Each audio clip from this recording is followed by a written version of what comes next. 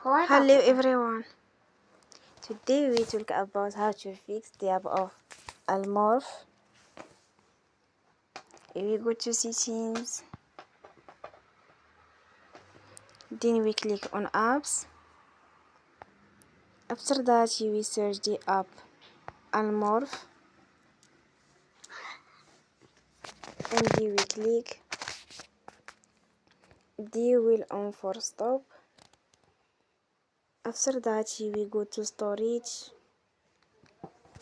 then we click on clear cache.